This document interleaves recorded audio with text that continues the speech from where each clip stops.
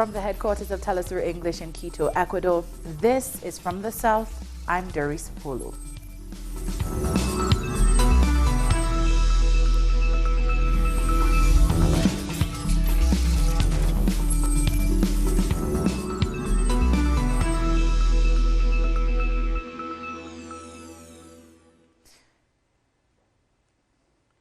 The Venezuelan and Russian presidents have met in Moscow to discuss bilateral relations and pressing international and regional issues. President Putin has reaffirmed Russia's commitment to carry on fulfilling the military technical agreements signed years ago with Venezuela. And he has also assured President Maduro of Russia's support to the legitimate Venezuelan government and authorities, as well as the dialogue with the opposition.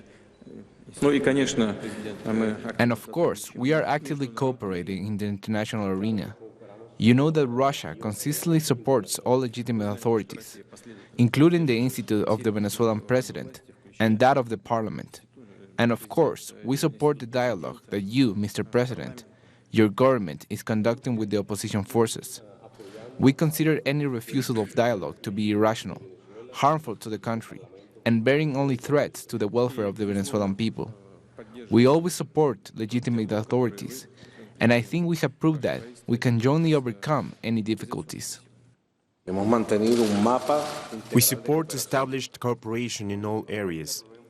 Last May, a meeting of the High-Level Commission of our countries was held, and many of the issues discussed at this commission were successfully resolved.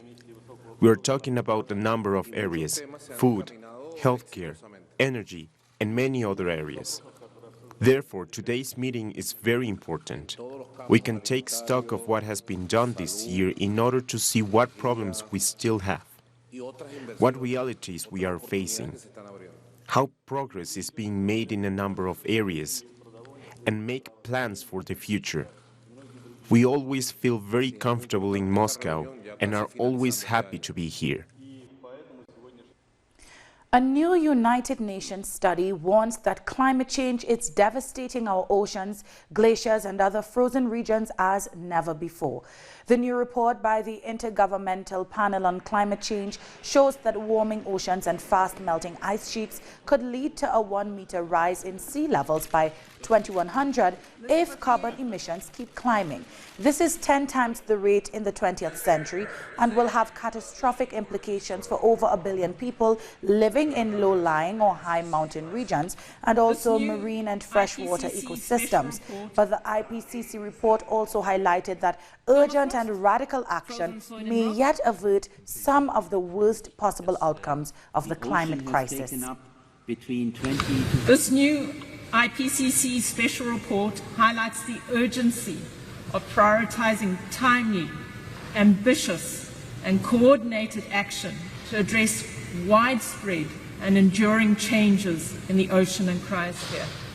It provides the best available scientific knowledge to empower people, communities, and governments to tackle the unprecedented transitions in all aspects of society, including energy, land and ecosystems, urban and infrastructure, as well as industry. UN Secretary-General Antonio Guterres emphasized economic inequality and climate change while speaking at the start of the 74th session of the United Nations General Assembly in New York on Tuesday. Addressing world leaders, he also criticized recent attacks on oil facilities in Saudi Arabia. The UN Secretary-General further announced his support for a meeting between US President Donald Trump and North Korean leader Kim Jong-un. World leaders have gathered at the UN amid tight security to discuss global issues under this year's theme, galvanizing multilateral efforts for poverty eradication, quality education, climate action, and inclusion. Economic, social. Now, the environment has been at the top of many UN agendas. Our correspondent in New York, Jorge Gestoso, spoke with the Prime Minister of Antigua and Barbuda, Gaston Browne, on the effects of climate change on his country and the impact that U.S. sanctions on Venezuela's state oil company PDVSA are having on economies of Caribbean nations. We continue to call on the international community to help small island states in the Caribbean to build resilience to mitigate and certainly to adapt to the effects of climate change. Climate change is the most significant threat facing the planet, and certainly within the Caribbean, we are among the most vulnerable. In fact, part of our vulnerability has to do with very limited financial resources, so we do not quite have the capacity to build climate resilient infrastructure and climate resilient homes. Then you have the situation in which we are getting more frequent storms, more ferocious storms, because of the profligacy, the profligate use of fossil fuels by the industrialized countries. They're getting the profits while we are suffering the consequences. So we think that if there are to be climate justice, that the industrialized countries, the developed world, those who have the resources, they have a responsibility to help small island states in the Caribbean to build resilience and certainly to put the necessary systems in place in order to mitigate and to adapt to the effects of climate change. Within the Caribbean, in which they were providing us with concessional petrol. So in the interim, we actually seen literally a reduction, or less elimination for that matter, of the credit that we used to enjoy from PDVSA because they used to supply us. They do not have the capacity now to supply us because of various reasons, including the financial sanctions. Clearly that in itself would have made a number of CARICOM countries more vulnerable and certainly more susceptible to the increase in petrol prices globally. So we perhaps collateral damage as a result of the financial sanctions against Venezuela. And let me just state here that insofar as the effects of financial sanctions that are really literally plunging innocent people into poverty and at the same time literally causing the deaths of a number of innocent people. We don't think that that is an effective mean to the end of a regime change that certain countries are trying to engineer within Venezuela, because ultimately innocent people are suffering. And we believe that the matter should be resolved through diplomacy and dialogue. We believe in the universal principles of non-interference in the affairs of states, and certainly to respect the sovereignty of states. So we still remain hopeful that some form of diplomatic solution will be found so that Venezuela could be restored to normalcy, and that the people in Venezuela could literally improve their living standards rather than have the type of economic hardships. Shifting gears now, Pakistan's Prime Minister Imran Khan has called on the United Nations Security Council to take decisive action to end India's almost 2 months lockdown of Kashmir. Addressing the UN General Assembly, Khan said the world should not stand idle while the situation in Kashmir worsens. Indian-administered Jammu and Kashmir have been on lockdown since the beginning of August, when India stripped the region of its autonomous status. If ever the Security Council has to move, it's now. And I'll say for 2 reasons. One, the people of Kashmir are suffering simply because the Security Council could not implement its decision to allow them the right of self-determination. The 11 resolutions. So it's their responsibility. 8 million people are locked inside for 50 days. It's inhuman. So what is the Security Council for then? How do you reason with what they've done in Kashmir? I mean, would you expect a civilized society to do what they've done and locked in 8 million people? So therefore, I'm worried that if this goes on, there can easily be a miscalculation. And that's why the United Nations must act. The UK Parliament has resumed sitting a day after the Supreme Court ruled Prime Minister Boris Johnson acted unlawfully in suspending the House of Commons ahead of the October Brexit deadline. Now, at the end of August, Johnson advised the Queen to prorogue Parliament for 5 weeks to allow his government to bring in a new legislative agenda. Supreme Court President Lady Hale ruled that the move was unlawful because it had the effect of frustrating or preventing the ability of Parliament to carry out its constitutional functions without reasonable justification. The Prime Minister is expected to speak. Coming up, Guyana's president is expected to address the nation on the country's election issues. Don't go away.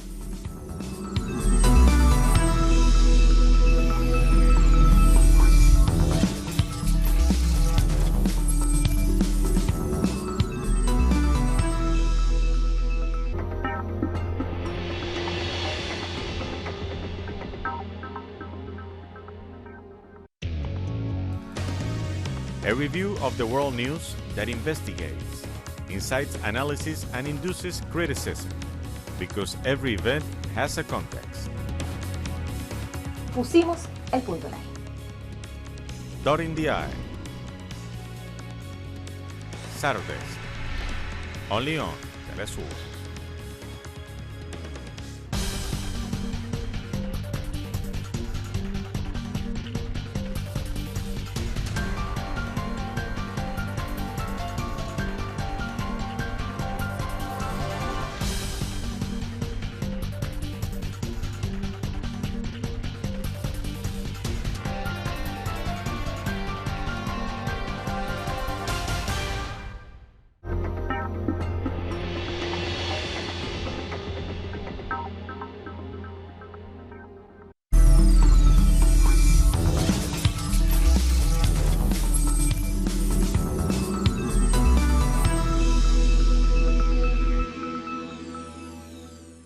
Welcome back.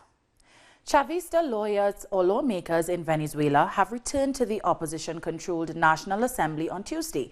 The 50-strong group of elected representatives from the United Socialist Party and its allies rejoined the Assembly's activities as part of the agreement signed with some opposition parties a week ago.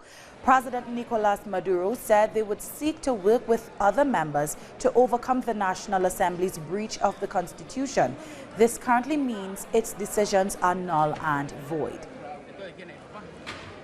And Venezuelan opposition figure Lilian Tintori has told an event in Manhattan that her organization Rescue Venezuela is working with irregular groups or paramilitaries to distribute alleged humanitarian aid throughout the country. Right now, Rescue Venezuela, our foundation, we are the capacity to have humanitarian camps in each state of our country. And the people who help us to do this is people around the state and is the irregularity groups, the paramilitaries as well. So everybody wants a change and everybody wants help. Guyanese are waiting with bated breath amid speculation that President David Granger will announce an election date today. A brief government statement said Granger met with cabinet and discussed the holding of free and fair elections at the earliest possible time. This will adhere to the ruling of the Trinidad and Tobago-based Caribbean Court of Justice, which upheld the no-confidence motion in Guyana's government in June. The president will address the nation at a time to be advised.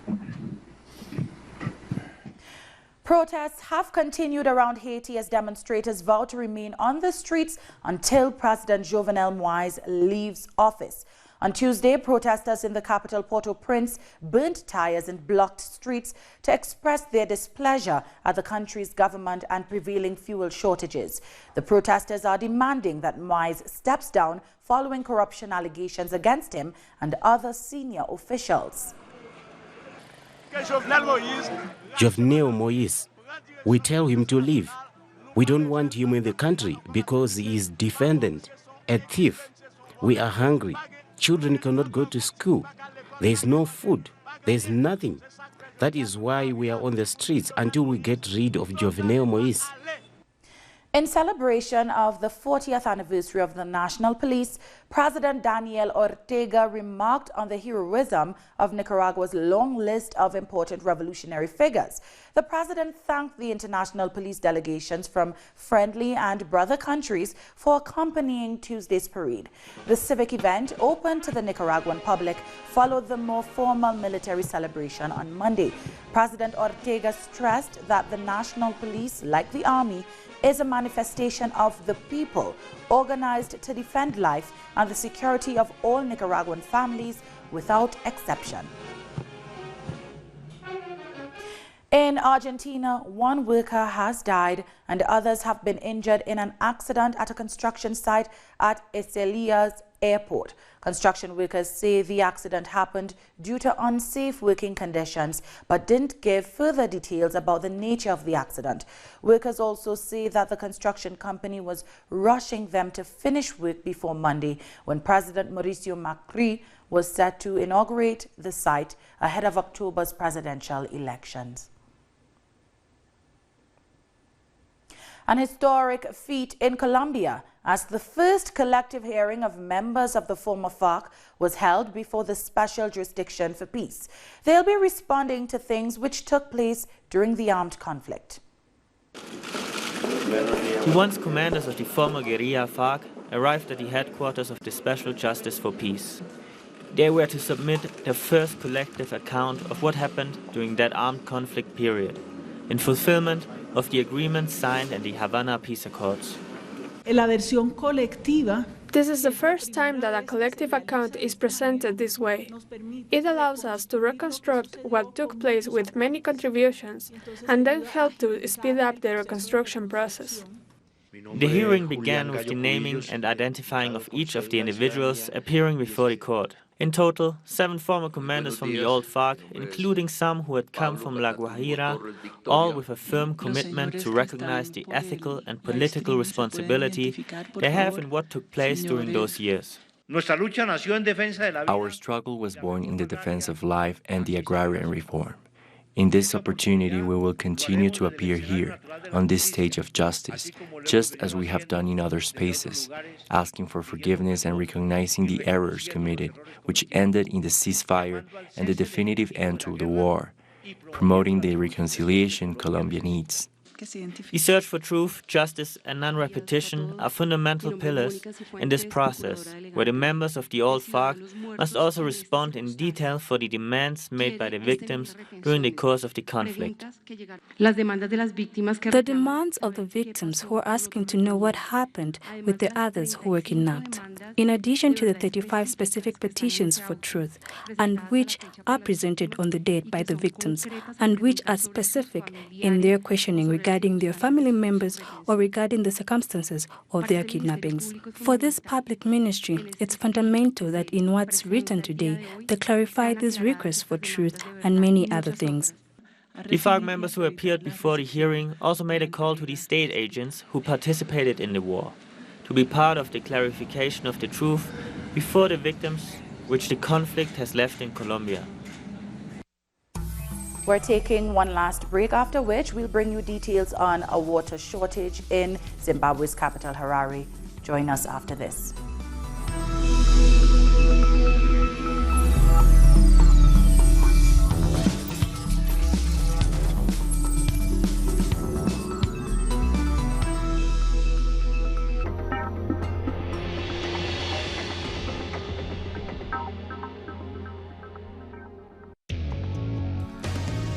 A review of the world news that investigates, incites analysis, and induces criticism, because every event has a context.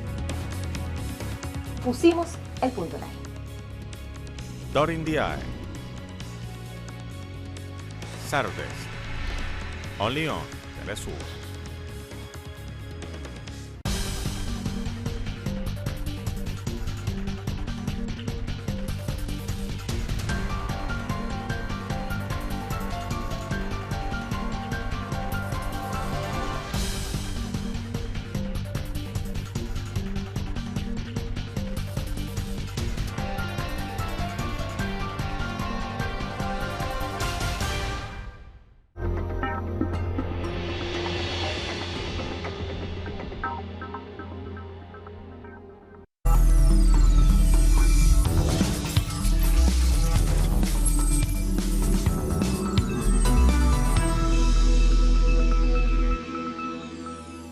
Welcome back. South Africa is still grappling with the ripples of colonialism and apartheid. The apartheid government sponsored traditional leadership to keep the black population within the confines of homelands. But 25 years into democracy, there are questions raised on traditional leadership in a democratic South Africa. Before 1994, black South Africans were forced by the white supremacist government laws to live with people of the same skin color, language and ethnicity. The apartheid government gave legitimacy to homelands for black people and gave each one a leader that would make sure black people did not mix with whites. Fast forward to 2019, the question asked is, what is the point of government funding traditional leaders in a democracy? It sounds a bit cynical from my side, but I think government for many years, and all the main parties, not only the ANC, the IFP, Inkatha Freedom Party is another good example of that. They know the cultural importance and traditional importance of traditional leaders, and that in many societies they are the key to those persons, whether it is about how they are going to vote, what they are doing in all respects, whether they support government or not. So if you can have the sympathy, the cooperation of the traditional leaders on your side, you are safe. The role of traditional leaders remains ambiguous. While government recognizes the authority, they don't have any executive power. So they are not involved, as they are not part of parliament, or they are not part of the executive. But we are also not always sure exactly what are the status of their powers. There's now, for example, legislation in the pipeline about the traditional courts, versus obviously the more secular, the more modernist courts, if we can call that. And there's this, in a sense, uncertainty about how these different types of courts are going to work side by side. Another issue that sparked debate is the government's funding of traditional leaders and their families.